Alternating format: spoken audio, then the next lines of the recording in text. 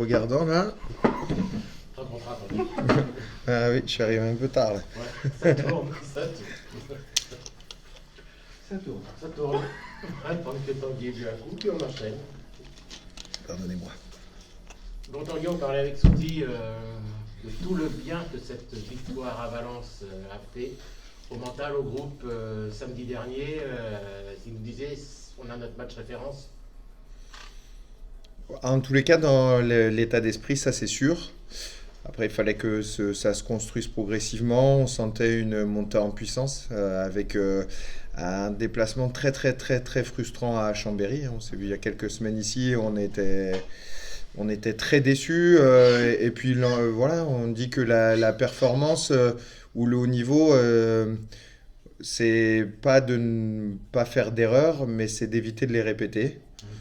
On va dire que là-dessus, on est sur un match référence avec une réaction très positive des joueurs pour s'imposer donc chez le leader et puis un prétendant à la montée. Donc c'est une bonne chose pour nous et une belle étape pour ce début de saison. Est-ce que pour toi c'est un exploit?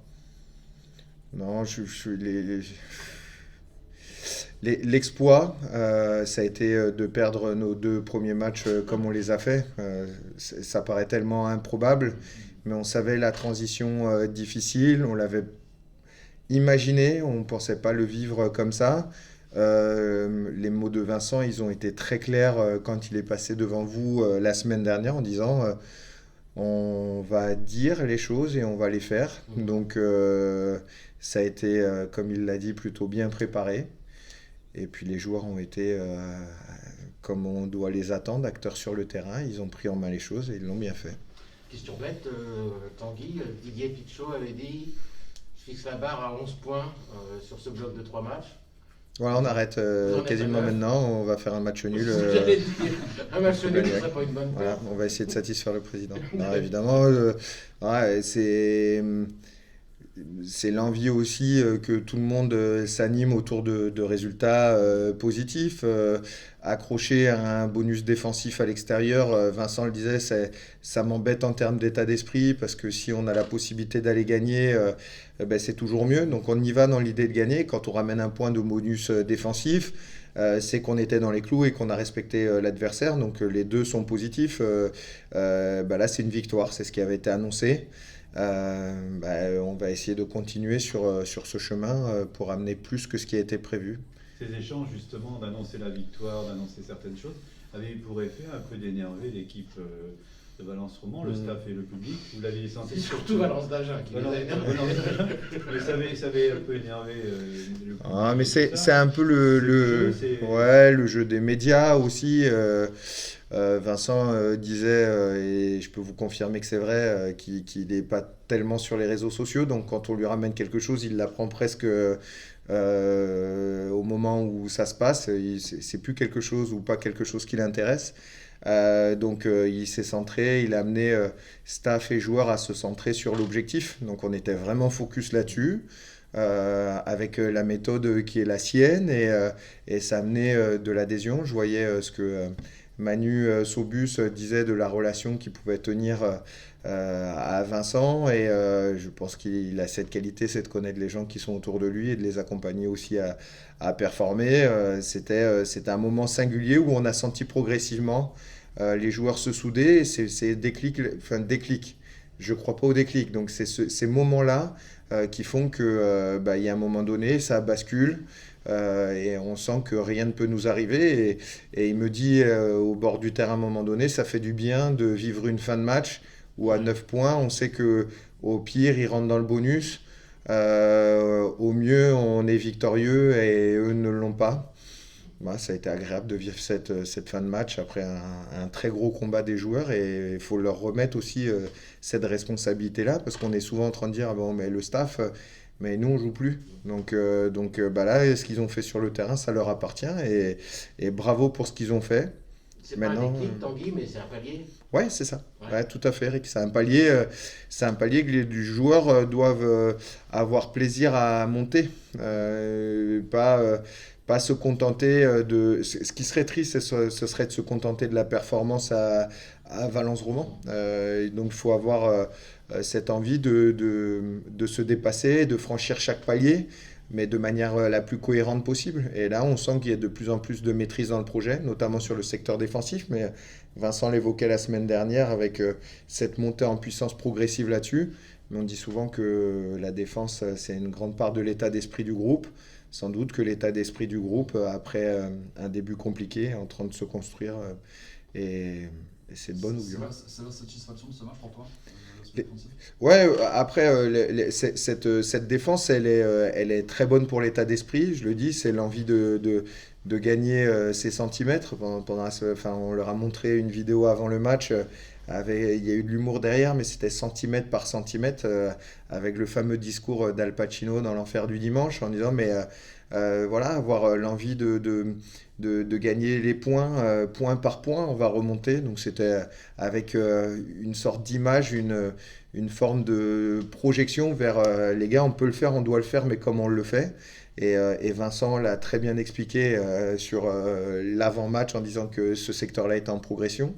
Et puis stratégiquement sur les défenses de leurs points forts, notamment la mêlée et la touche, voilà, on a senti une équipe progressivement perdre pied sur ce qui semblait pouvoir maîtriser, et ça a été construit stratégiquement pendant la semaine. Et voilà, très bien fait par les joueurs À pendant le match. 10-3, quand vous prenez un deuxième jaune en première mi-temps, vous vous dites pas quand même. Alors, si, mais on se le dit toujours. Et ce serait trop facile de dire qu'à ce moment-là, je me dis, voilà, et Vincent me dit, c'est le tournant du match, si on le prend là, c'est fini. Il le joue rapidement. Après coup, quand on analyse froidement, c'est comme si on leur stoppe deux môles de manière très nette avant. On a une mêlée où on est en résistance, où on subit l'impact, mais où on sent que c'est pas aussi facile pour eux que d'habitude. On prend quand même pénalité, mais c'est pas net. Et celle où on a réussi à prendre l'impact, où nous, à l'imposer, on a été finalement plutôt dominant. Donc ils ont été dominants sur le secteur de la mêlée globalement, hein, mais on a senti cette évolution. Et c'est ça qui amène parfois les leaders de jeu à faire des choix un peu particuliers. Je crois qu'à ce moment-là, il se dit, allez, on n'est pas aussi dominant que d'habitude. Voilà. C'est une hypothèse, on ne connaît pas les intentions des joueurs. Mais je crois que petit à petit, on a pris le contrôle du match sur ce qui faisait leur force pour nous imposer.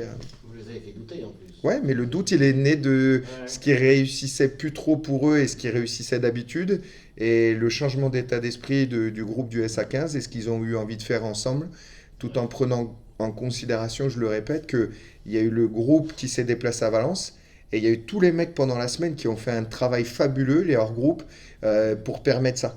Et ça, c'est chouette d'avoir des mecs qui... voilà, c'est aussi ça l'état d'esprit pendant la semaine, c'est d'avoir construit cette performance progressivement à plusieurs, et ça nous permet d'envisager les choses de manière plus... Tu parles de groupe, justement, on sent vraiment que le groupe vit bien ensemble et que le groupe est bien ensemble. C'est vraiment quelque chose d'intéressant, et parce que c'est souvent une image qu'on leur donne, le groupe vit bien, tout va bien, etc. Mais là, c'est vraiment quelque chose que vous avez réussi à mettre en place, et c'est fort ça.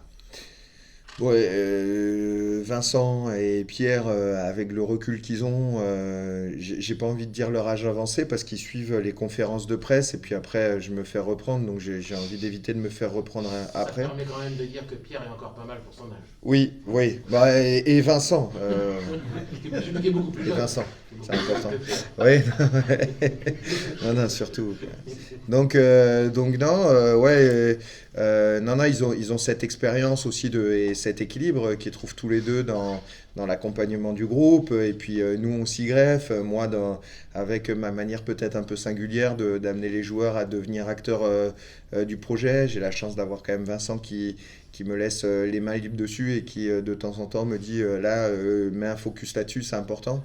Je crois que l'expérience, c'est quand même quelque chose de fondamental, et la leur, en tous les cas, est est importante dans la conduite de ce groupe-là. Donc on essaye de trouver de l'équilibre. Et je crois que on vit bien souvent quand on est équilibré. Je me souviens de Vincent il y a 2 ans qui m'avait dit c'est de l'équilibre que naît souvent la performance, le fait d'être terrien, d'être ancré dans des valeurs dans lesquelles on se reconnaît, dans lesquelles on se sent bien. Et je reconnais que c'est quelque chose qu'ils arrivent à amener au groupe. Et j'espère nous aussi, les entraîneurs, auprès du groupe. Par rapport au match de Blagnac, je trouve que personnellement, votre adversaire, c'est presque vous.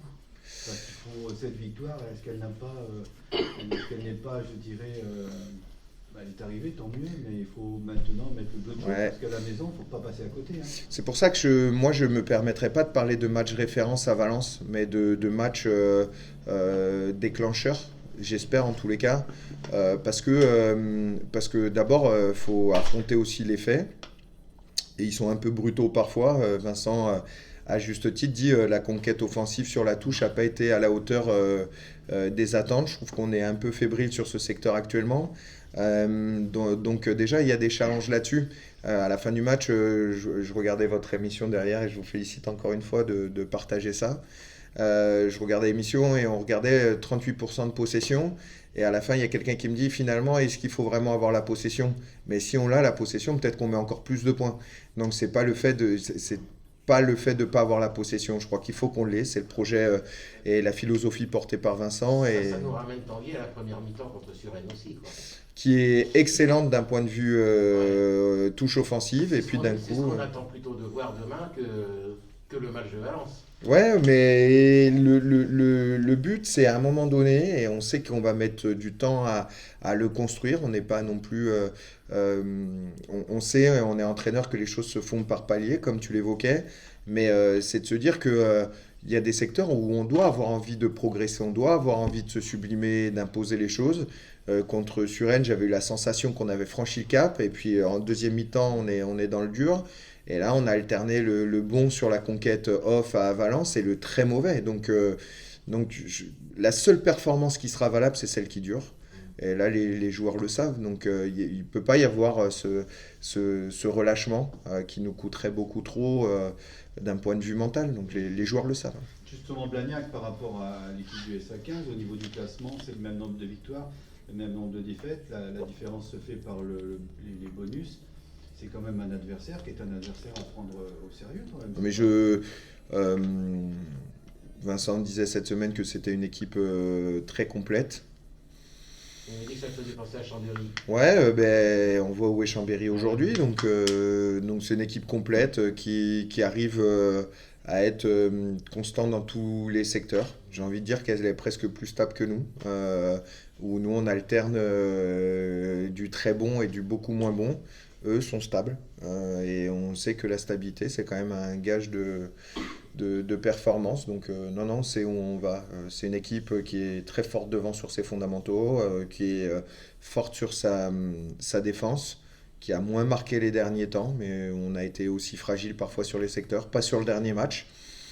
Donc à voir comment les forces vont s'opposer, mais un match à un autre, on sait que ça ne se ressemble pas. Donc voilà, les motivations d'un jour ne sont pas forcément les motivations du lendemain. Donc, Entre vous et Blagnac, il y a 4 équipes, 5. On est entre la 5e et la 9e place, il y a 3 points. L'objectif, c'est de se sortir de ce peloton-là, de raccrocher. L'objectif, il a été posé par Didier il y a peu de temps. Donc on veut performer sur tous les matchs. Après, si on regarde bien, je crois qu'on est aussi proche de la dernière place que de la première. Je crois au nombre de points, doit y avoir le même nombre de points qui nous sépare entre le dernier relégable et la première place. Donc on voit bien qu'on se situe et que chaque week-end on peut perdre 4 places et ça ne s'est pas encore détaché. Ce qui montre l'homogénéité de la poule. Quand on voit Cognac qui va gagner à Dijon, il y a quelques semaines qui est pas loin de Bad Massy à domicile, qui est premier. Qui passe premier au classement grâce à cette victoire-là, mais un match accroché, je crois, Didier, donc, qui aurait pu basculer d'ailleurs dans les derniers instants. La différence entre le premier et le dernier, elle est faible en fait. Donc, Tanguy, là vous allez avoir sur les 5 prochains matchs, si je dis pas de bêtises, 4 matchs à la maison, puisque sur le bloc suivant vous allez recevoir 2 fois, puis vous rattaquerez. C'est pas une bêtise. Ouais. Non mais c'est vrai que c'est un moment charnière quand même, justement. C'est une étape très importante. Et qu'il ne faut pas manquer. Donc Non, mais je crois que les joueurs, voilà, ils ont pris en main les choses là. Ce serait trop dommage de les lâcher. Ouais, et encore une fois, vous nous voyez, nous, vous avez vu Souti avant. Des joueurs comme ça, d'ailleurs, qui sont exemplaires. Ça sert à rien de reprendre ce que Souti est. Tout le monde connaît le guerrier silencieux et voilà, sur lequel il faut prendre exemple. On espère que tous les joueurs auront ce même état d'esprit-là. Donc voilà, c'est l'humilité que d'avancer progressivement et aller vers l'objectif. On ne le fera pas, et encore une fois, je reprends ce que Vincent disait tout à l'heure, on ne le fera pas en se prenant pour ce qu'on n'est pas. Il y a peu de temps, on était très très loin derrière et je crains beaucoup cette équipe de Blagnac. Il faut les respecter, sans quoi une déconvenue peut toujours arriver, c'est du sport. Donc voilà, on sait que... Est-ce qu'on peut s'attendre à beaucoup de changements dans le groupe? Il y en a des changements parce que la rotation devient importante. On le voit que quand on a la compo qui tombe avant Valence, tout le monde se dit oh là là, ils y vont avec beaucoup de cadres en moins. Et puis finalement, nous, ce qu'on souhaite, c'est de l'émulation. Je crois que ça fait un certain temps qu'on l'évoquait. Donc ces rotations font du bien à tout le monde dans la tête. On a de plus en plus de joueurs concernés. Donc il n'y a rien d'acquis. Il faut maintenir cette rotation pour faire progresser tout le monde. Et justement, vous prenez contact, vous avez des relations avec les responsables des espoirs, parce que les espoirs jouent aussi un match important dimanche. Est-ce que de temps en temps, vous prenez la décision de laisser des joueurs à la disposition des espoirs ou vous regardez votre effectif à vous et après... Il y a les espoirs qui alimentent en qualité aujourd'hui notre groupe. Donc ils font partie intégrante. Donc avec Benjamin et Titi Cabane, on a un lien qui se fait de plus en plus fort, qui s'est construit là au fil des matchs. Je trouve qu'ils font un très bon début de saison pour aller chercher un point de bonus défensif la semaine dernière à Nevers, qui est une des équipes très costauds de la poule. Donc on voit que ça tire tout le monde vers le haut. C'est d'ailleurs eux qui ont montré la voie en gagnant les premiers matchs. Et en l'occurrence, Nevers, quand on s'est déplacé, moi j'avais vu ce match-là et j'avais trouvé un super état d'esprit. Donc ils nous l'emmènent aussi. Et donc on réfléchit aussi à ça. Après, un joueur aujourd'hui espoir, son objectif c'est de jouer avec les pros. Donc à partir de ce moment-là, quand un joueur il est prêt, on le fait jouer avec nous. Et là, il y a un joueur, Jules Dubec, qui intègre le groupe.